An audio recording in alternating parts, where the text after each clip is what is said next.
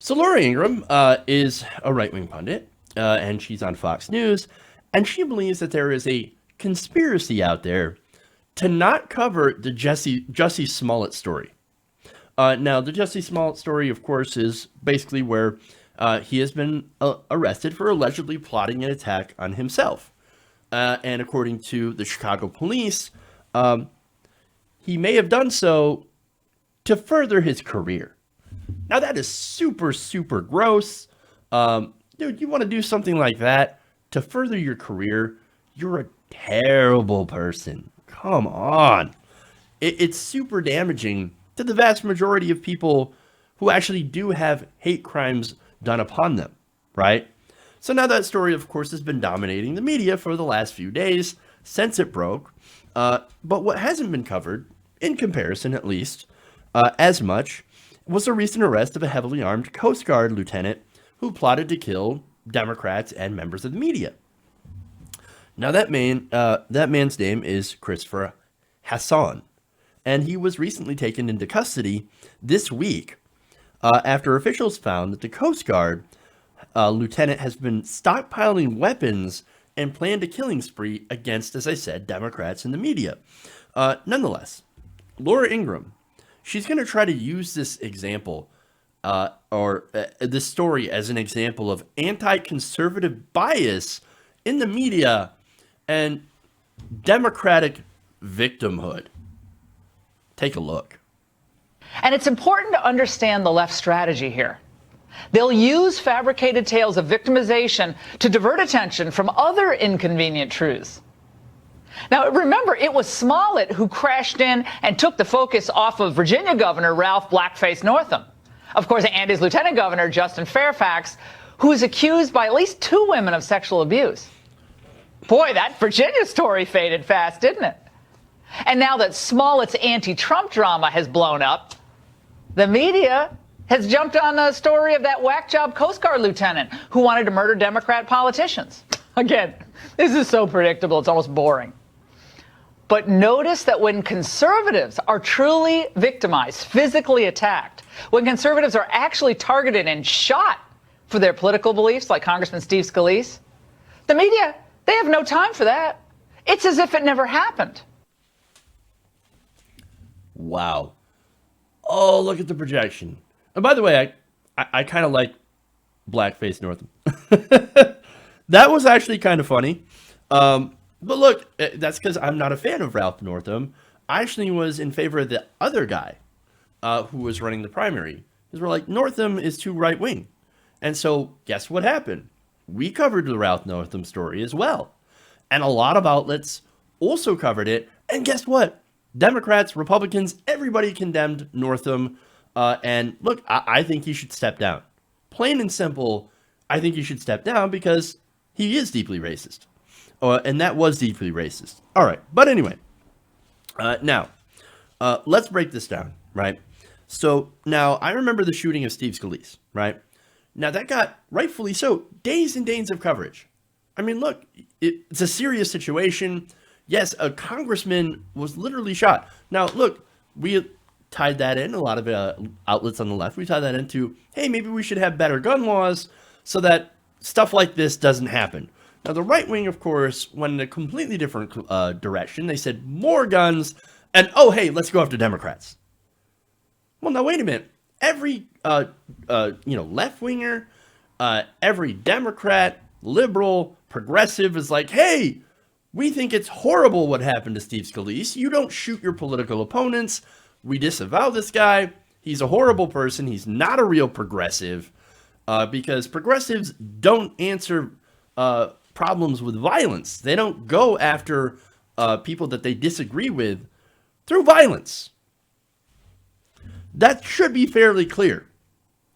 But anyway, now as far as the Smollett story, the same thing happened. So when the facts came out that, hey, Smollett is very likely he was arrested, right, for allegedly staging this attack, paying people to attack him so he can elevate his career. As soon as that came out, immediately condemnation from everybody. Well, now at first the details were murky, and so there were a few pundits and news outlets that were like, "Oh, hey, let's see what the facts are," and some even went in further and wrongly, and I think that was irresponsible, saying, "Oh no, we completely believe everything Jussie Smollett had said." Now, look, I didn't agree with that, but I think most of the news outlets should get credit for just reporting what we know, right? Without opinion, without commentary. They're just like, hey, this is what we know. This is what the police had said. And there you go. Now, I personally didn't cover the story because I didn't know if it was true or not. And there were things that didn't add up.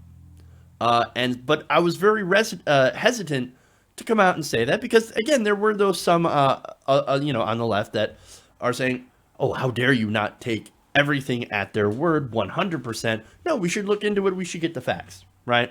And so now we have the facts as of right now, and it looks as though Smollett faked his attack. Now, that sets other victims of actual hate crimes back quite some time. Now, I think actual victims are, look, I think that when it comes to hate crimes, I think 9 out of 10 attacks are true. 9 out of 10 of these claims are true. There is that one claim that happens, yes, where people try to use that system, and that's horrible, right? But that doesn't invalidate the other 9 claims. Now, if Ingraham wanted to say, hey, look, left-wing media, maybe you should be more responsible for some of those pundits that were irresponsible, how about you investigate before you do your commentary, before you make a judgment? And I would agree with that. I think that's completely fair, and I think that's the way you're supposed to actually do news. But that's not what Ingraham is doing. No, what she is she's creating a narrative that the media is burying the story because, oops, it's inconvenient. Inconvenient. Well, now that's ridiculous, right? No, they're reporting on the story, and they're also reporting on other things that happen. Now, one of the reasons that the news has faded so fast of other things that have happened, by the way, is right now we live in an insane news cycle. So we have Donald Trump as president, which is just insanity after insanity after insanity, headline after headline every single day. It is very difficult to keep up with all the different news that is happening. So, now look, maybe that's a terrible defense. You can take that as you will, right? But the news cycle is inundated. So the reason that news stories fade so fast is because stuff keeps happening. So, and you've got to report it. Unlike Fox News that can stay fixated on, AOC? Look, I was browsing through the news today. Fox News had literally like a whole bunch of headlines just going after AOC for ridiculous things. You want to talk about journalism, right? Come on. So, look, the thing is, right, these are old important stories. The Jussie Smollett story is also important because of different reasons, but so is the Christopher Hassan story, or Hassan. I really don't know how to say his last name.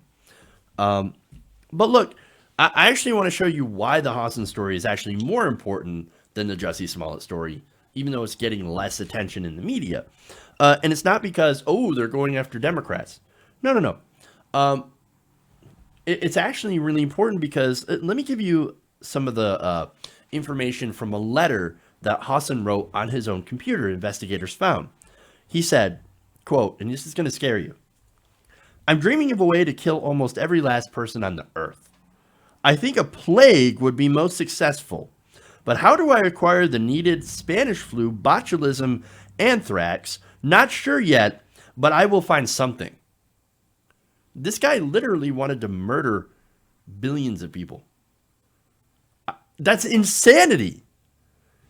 Now, in the last month, prosecutors also said that he used his work computer to draw up a list of prominent figures he called traitors and wanted to kill, including many well-known anchors and hosts on CNN and MSNBC, as well as a number of Democratic elected officials.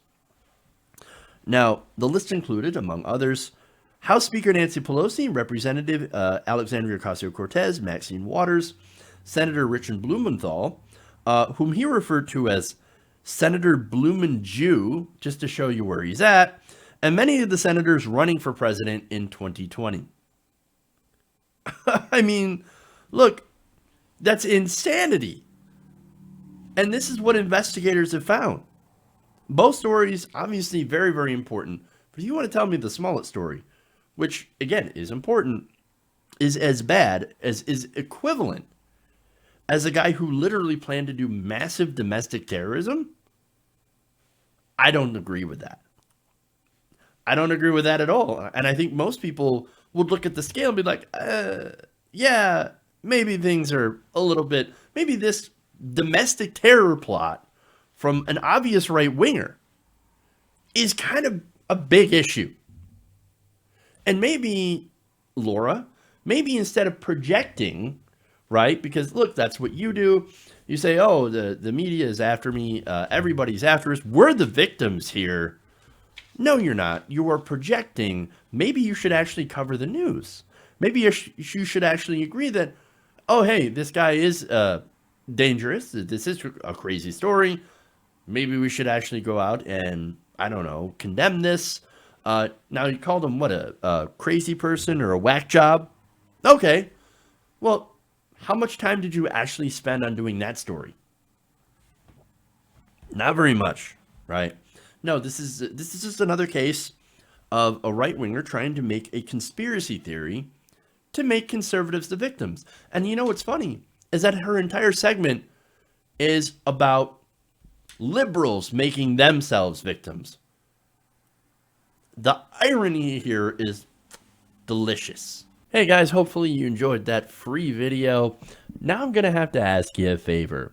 Between the demonetization and the YouTube algorithm messing around with view counts, etc., we're having a hard time adjusting to the new YouTube reality, which is where you guys come in. See, we have a Patreon, patreon.com/TYTNation, set up to help us rely on you guys, the viewers, instead of big corporate ads.